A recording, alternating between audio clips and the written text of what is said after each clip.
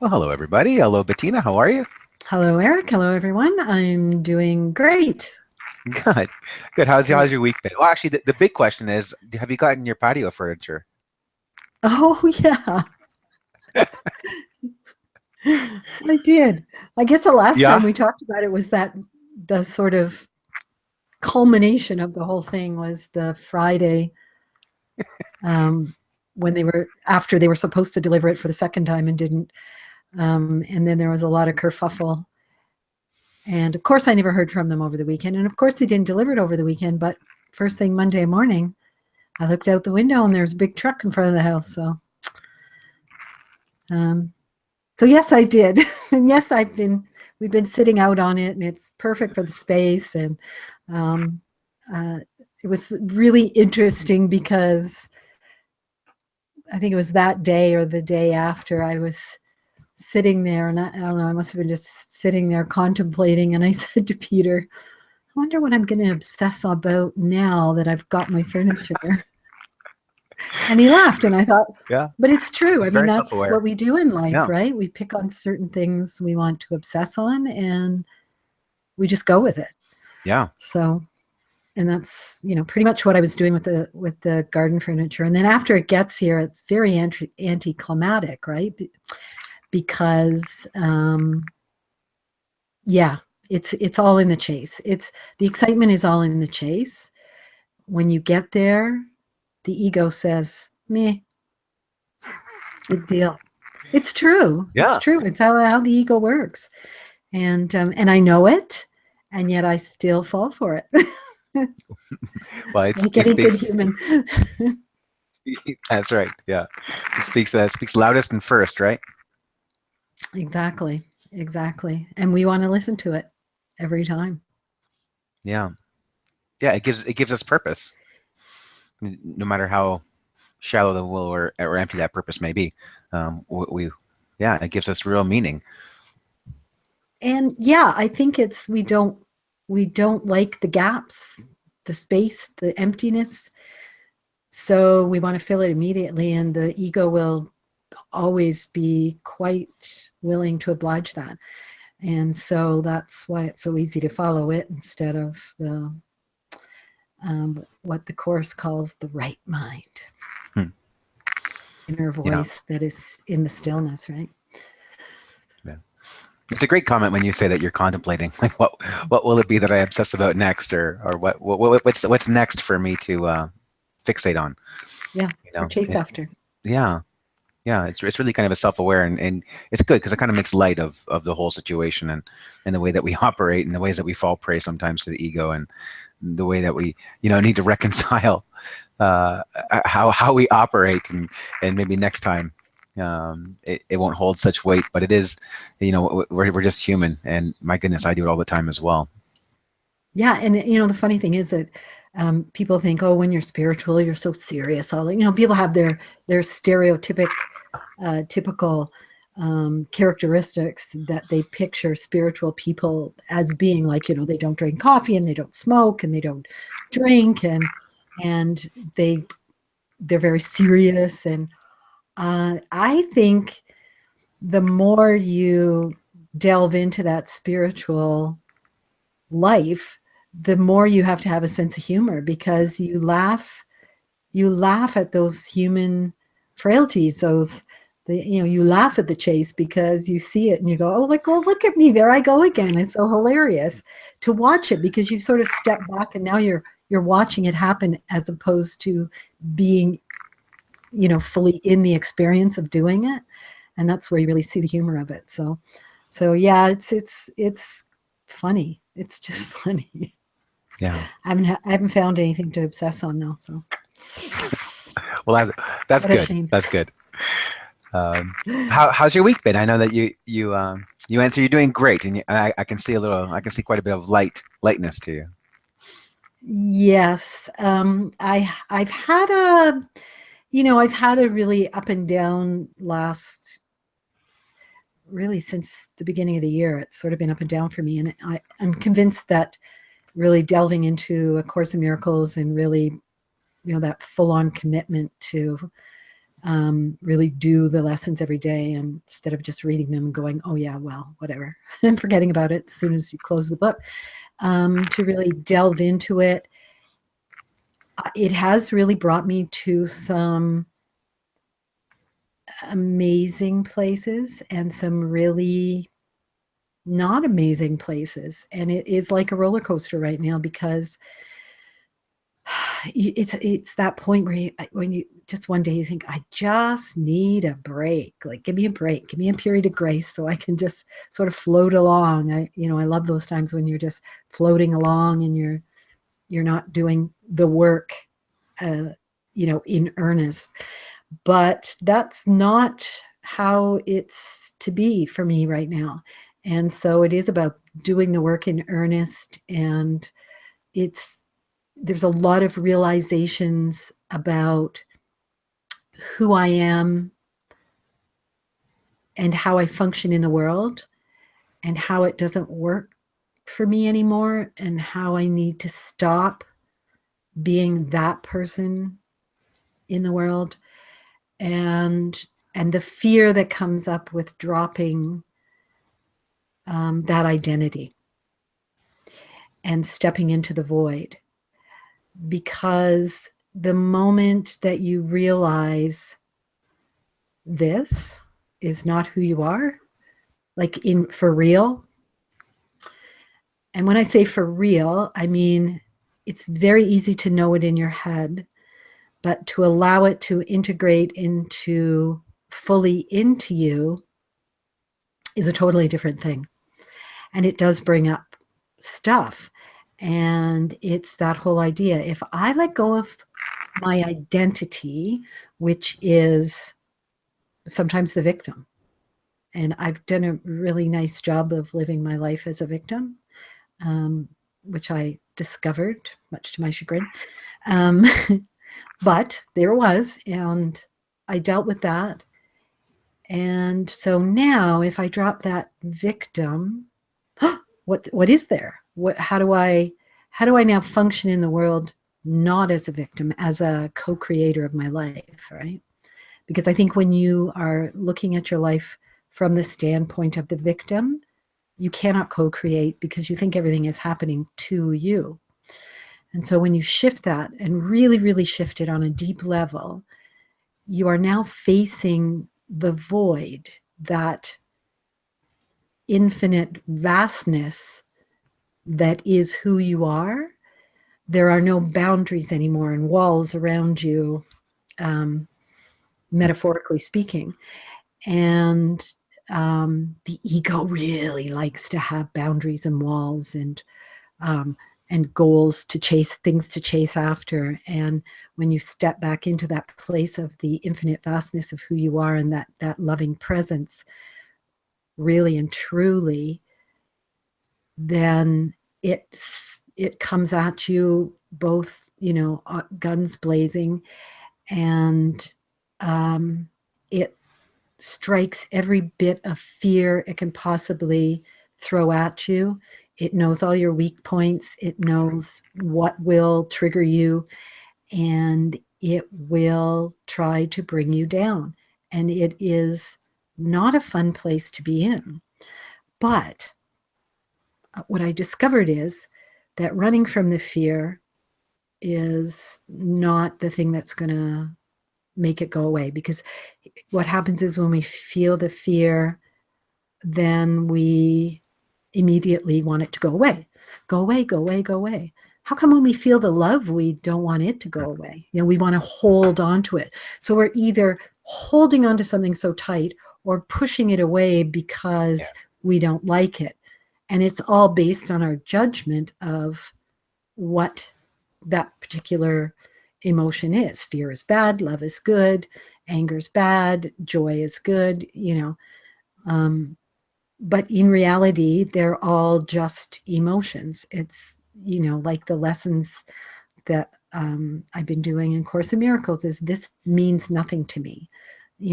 This has no meaning. This emotion has no meaning in the true sense of its existence. but I put a meaning on it. Yes, it feels a certain way, but I'm the one who puts the meaning of it feels bad. I put that on it. My thoughts about fear are what caused me the suffering, not the actual fear itself. So I've been trying to shift that. Okay, I feel the fear. I'm going to open the door, invite it in, and sit with it and visit with it as if it were a friend who was upset or feeling, you know, not good about something. I would sit with them. I would listen. I would hold that beautiful, loving space for them while they express out whatever it is that they need to express out. And then when they're ready and they're done, they can go home or they can leave. And that's pretty much how I'm trying to look at, the fear, the anger, everything, the love, the joy, all of it. Just allow it in, stay as long as you want, leave when you're ready. Boom. It's still difficult because you're working on letting go of old patterns of wanting to just say, oh, is it not over yet? Is it not over? Don't you want to leave yet? Don't you want to leave? So you invite it in and then you go, aren't you ready to leave yet? So it is a learning process. It's a process. And, but it's a whole different way of looking at it. It's so different from, okay, now you have fear, so let's work on looking at the fear and releasing the fear and letting it go and blah blah blah blah blah. That's all well and good for the moment, but next week the fear is going to come back again, because that's just what it is to be human. The fear will come, the love will come, the anger will come, the joy will come, the sadness will come, the guilt will come, the grief, whatever, the happiness. It all comes and goes in that beautiful flow of what life as a human being is. That's just how it is. And we can either accept it or we can fight it. And when we fight it and resist it, then we suffer. Yeah. So that's kind of the road I've been on. It's just going to another deeper level of understanding of who I am and how I function in the world and how I function within myself. Long answer for a short question, but anyway. No, it's really well put, and you went in so many valuable places there. And I do love there where you rhymed off like the 8, 9 emotions, love, grief, upset, anger, happiness and joy and all of it, anxiety. It's as much as we try to control our emotions, as you say, by holding on or pushing away the things that we like and the things that we don't like, it's all going to come next week, and it's such a nice thing to do, to kind of relax your shoulders and be like, oh, like I can try to control it as much as I can, and I can certainly do things now to control or to choose my state, but none of these things are like over. They're all going to revisit again next week, and the quicker that we surrender to that, or the quicker that we just accept that, I think with more grace that we can receive and experience life from the inside out. You said it really well, and it's something great to realize, because I think that I like to talk a lot about how we, as humans, one of our biggest mistakes, or the things that we believe that are false, is that things that are we try to make permanent things that are obviously temporary. And that's definitely something that we do there, where we're like, okay, I'm good now. Things are good, and if they can just stay this way, if I can just hold on to it, things to stay this way, I'll only experience happiness from this point out, or I won't have to deal with these emotions or these triggers in the future. But none of that is true. It's all coming. It's all coming. And to experience the full range of being human is kind of what we're here for. When people ask about the meaning of life and what are we doing here, what's the point of it all, I think a big portion of that answer is just experiencing the amazing things that it is to be human. I heard a statement this week that like human beings are amazing because we're like the only species who can make ourselves feel horrible with a thought, and we're also ones who can make ourselves feel euphoric with a thought. It's really quite crazy. It's such a trip. It's such a amazing experience to have, And I guess, the lesson behind it all is that those thoughts, the more and more that you work on yourself, the more and more you accept yourself and you accept life, the more and more you can influence those thoughts towards the things that you do want to feel. But when you're feeling the things that you don't want to feel, like you said, I love that imagery, and you've used it before, and it's so terrific, and it's such a loving way to talk about our emotions. Is invite it in, let it sit, let it have its space, and treat it as if it's a good friend, and you're going to sit there with it until it's done and ready to leave. And I think it's beautiful imagery, and it's a really, really self-compassionate and self-loving way to deal with our emotions. Yeah. What comes to mind is when you do the laundry and you get it all done and all folded and put away, and it's a really good feeling. Like it feels like drudgery when you have to do it, and it's a really good feeling when it's done. But you know darn well next week you're going to have to do it all over again, right? And I think that's kind of what it's like. It's like, yes, fear doesn't feel so great when it's there, and you're really happy when it's gone. But guess what? Don't think it's never coming back, because that's not what it means to be a human being. Um, it will always, always return, because as long as we're human and we're living in these bodies, we will have an ego that is going to be terrified of losing its prominence and its power over us.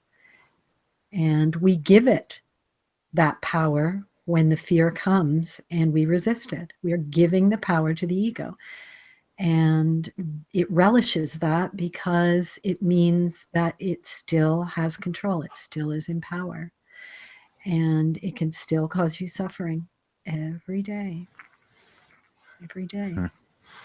Yeah. Yeah, and it's scary to do the things that reduce the power of the ego, or make us realize it doesn't have to have the grip on us that it has had for such a long time and can have at any moment. And you talked about how, I was thinking as you were talking about how it leaves this huge vacuum of space. Like if you aren't, what happens if we're not the victim anymore? And we don't need to use that story in our lives. Then what are we? What is our identity? And you use the word, there's a huge void there, and that's scary, because what then am I? We become so comforted by our own story of our lives and who we are, and what are we if we're not that? And that's a huge question, and that can scare us, where we run right back to the ego. We can do the exercises, we can do the meditations, we can do whatever, and we can feel our control coming back, and the ego taking it back from the ego. But when we do it, then we're left with this huge void, and then we get scared and we run back and say, okay, well, the ego, at least you control it, because I don't know what to do on the next step if there's nothing there. And that's a threshold that we often talk about on the show too, is about that fear is right there in the threshold. And if we can move into it, it's just such a place of not being thrown this way and that. Yeah. Yeah. And, it's really interesting, because something else that I recognized along with that, I don't need to live as the victim anymore, I don't need that identity anymore, was I noticed how much of my life is spent waiting for the other shoe to drop. So I call it the waiting for the other shoe to drop syndrome, because you're always waiting for the next problem to happen. It's like, oh my God, what a waste of my life. Like always thinking something bad is waiting for you around the next corner. That is such a stressful place to live in. And when we decide to be the victim, that's exactly what we're doing. And so that was the other kind of realization that I had, is that I'm always, I have a little ache here in my arm, and it's like, oh God, this is doom and gloom, and it's a problem. And, so it's always looking and scanning and expecting something bad to happen. And that's the ego in action. That's the ego saying, oh yeah, yeah, you can't be happy. There's no way I'm going to allow this to happen, because you don't know what's going to happen 5 minutes from now, right? You know what you just said? You have no idea what's going to happen. Someone's going to come back and, yell at you about that, or there's going to be a problem. You're going to go to sleep at night. Oh, you don't know what's going to happen in the middle of the night. It's that constantly, to be in that state of constantly waiting for the other shoe to drop. It's like you're stressed. You're totally stressed all the time. And I think that there are many, many, many people that are living in that kind of existence, and you're not living, right? Because you're in the future all the time. You're not in the present. Definitely not in the present. You're totally trying to find the future in every single moment instead of experiencing. So some great thing is going on right now, and all you're thinking about is, oh, what's going to happen? What if so-and-so does this or that or the other thing? Instead of enjoying this amazing experience you're having right now, you're totally missing it because you're waiting for that other shoe. You're just like, sorry, I can't enjoy myself right now because there's a shoe going to drop here somewhere and I'm waiting for it. I mean, that's crazy. It sounds crazy when you put it that way, but the number of people that are living that way, I think, is probably more than you think. Oh, absolutely. And people that don't even realize it, right? Yeah. Because I certainly. Yeah, I mean, as somebody without kids and without pets, I see this all the time. And I was even on a walk yesterday and going by a park, and there was all these kids playing because it was like so beautiful and so warm. And yeah, the same thing. It's just the constant. Some of it is protective, important parenting, but I do think that we can examine it and say it might be a little bit too much, where it's like, be careful, Billy, don't do that. Okay, you're on the bars, be careful, they go on the ropes. Okay, make sure you get a good grip before you go up, Yeah. I'm right here. And it's just this constant waiting. And you have these beautiful examples of kids who are just in the moment, and they're not thinking of the 12 things that could go wrong in the next 5 minutes, but their parents are. And some of that is important because kids do not, it's precisely that, they don't know the dangers. But it's a small example of how we're always constantly thinking in ways that we may not see it. I was having a conversation this week with somebody who's, you talk about the ache in your arm, and somebody's like, I woke up, I had this little pain in the back of my shoulder. Is it cancer? Is it cancer coming? Yeah. And we do this all the time. Or WebMD is this people are like, oh, if I ever feel anything, I try to stay off the internet because I don't want to look it up, because then I'm just going to scare myself into something, and I'm going to end up creating that some sort of dis-ease. When it comes to feeling some pain or some small tension in an arm, or I do it with my, when I play baseball and I pitch and I have a pain here or there, and it's like, is my career over? Can I do this anymore? Will I have as good of a year? Is my labrum got a little tear in it? I don't know.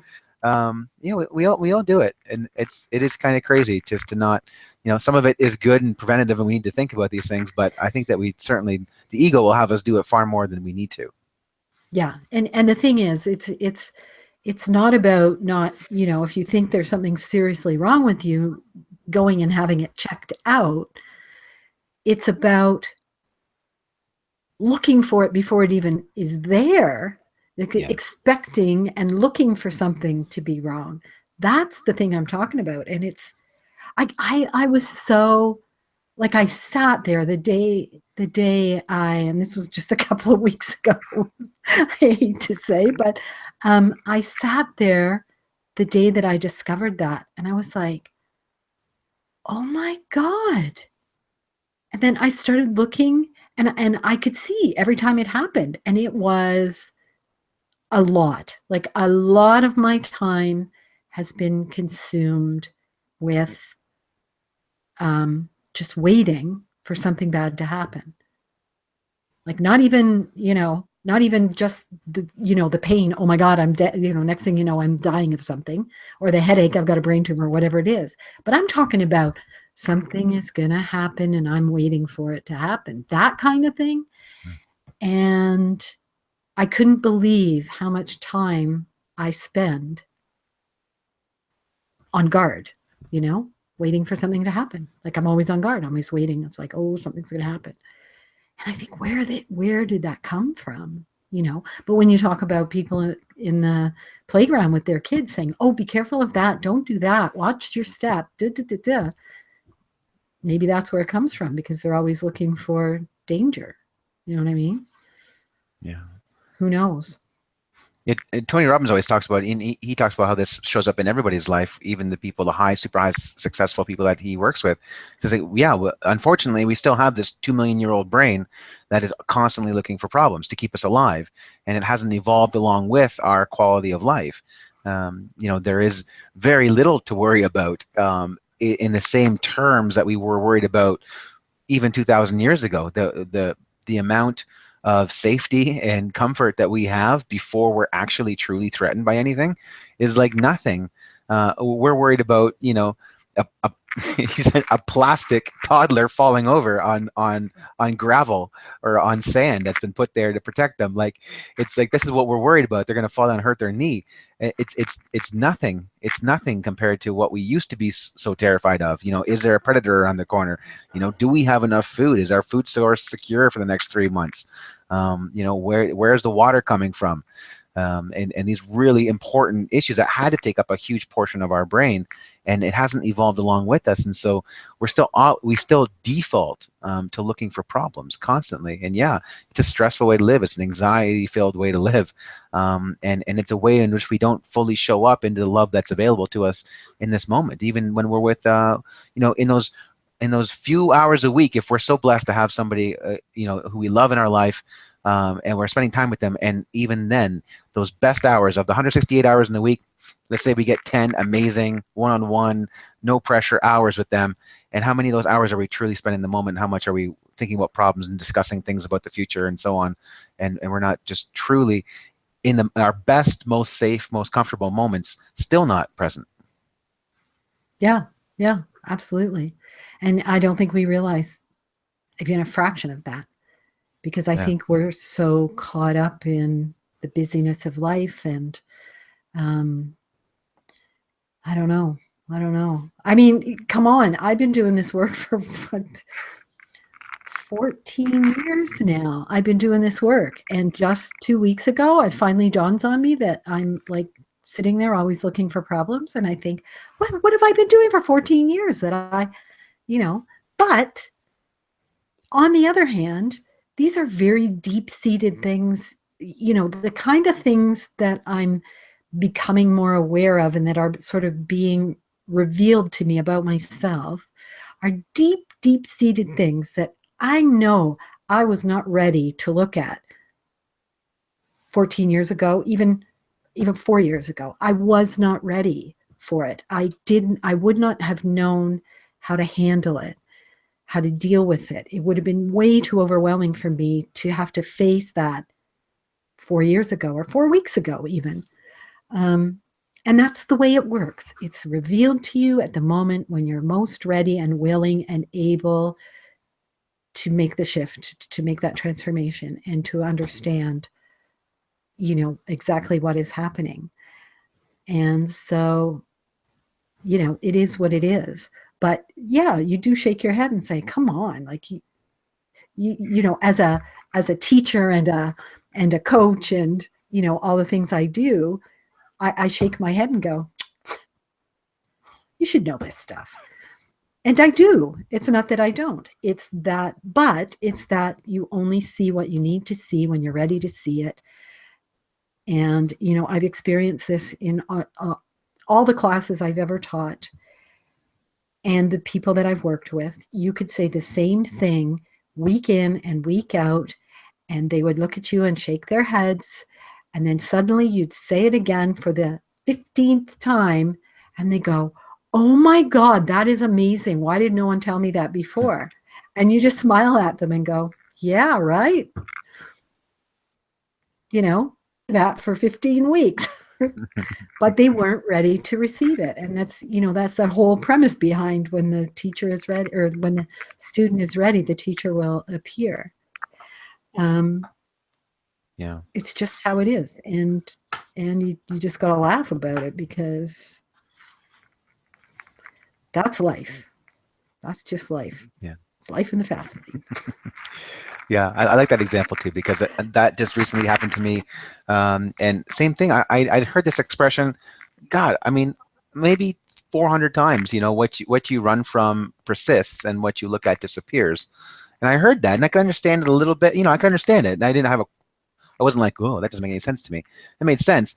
But then I was like, I heard it like again, like 2 weeks ago, and all of a sudden I heard it with like new ears. I was like, oh, that is absolutely true. And I felt it more so than just understood it in my head. And I was like, oh my God, that is absolutely like profound for the first time after hearing it like 300 times. And yeah, so exactly That's that, it. exactly Yeah. that. You can hear it for 15 weeks. And I was working outside, and I had my podcasts in, and I heard it again, and then it just like struck me, and I just like I was cleaning a window, and I was like looking at myself in in the reflection in the window. I was like, oh my Oh, God, that finally hit me as hard as it was supposed to. Uh, yeah, I know. yeah. I Thinking know. about And it's just like, in the moment of realization, you go, seriously? Like, it yeah, seems simple right now, but, yeah, like 5,000 times ago, it yeah, just, you just thought, no, I don't know what the heck that's about.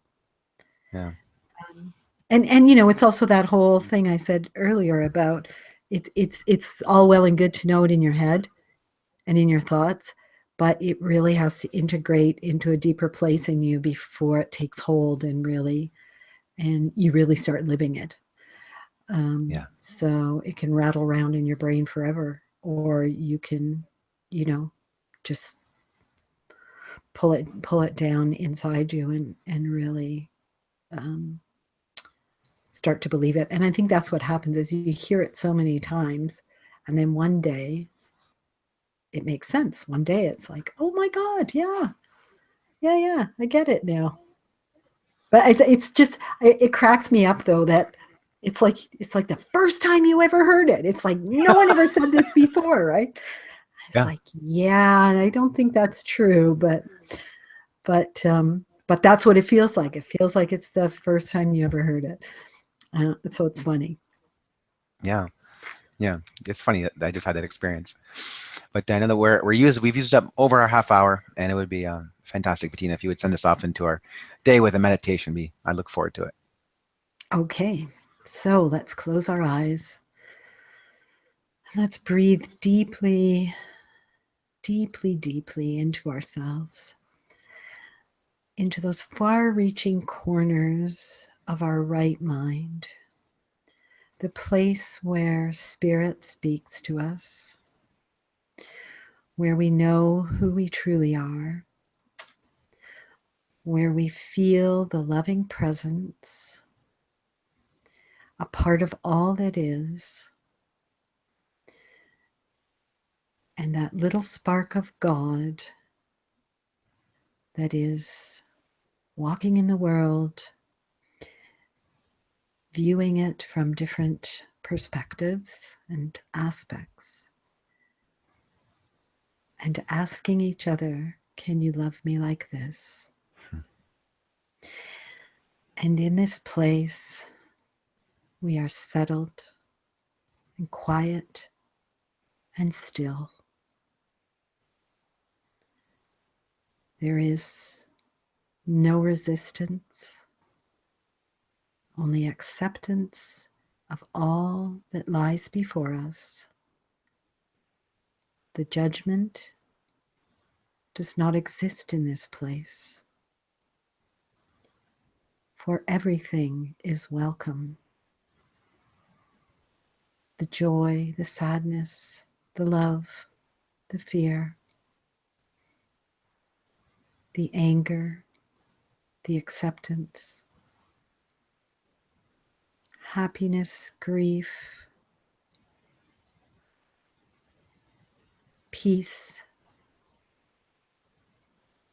all is accepted and allowed, exalted and welcomed.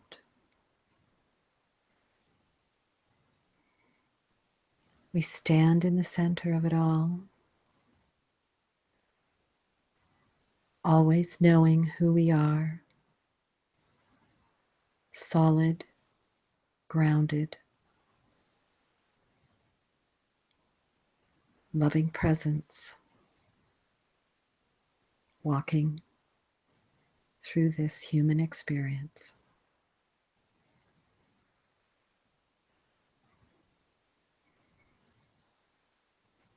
Let us continue to be open to the experience of life, no matter what it is,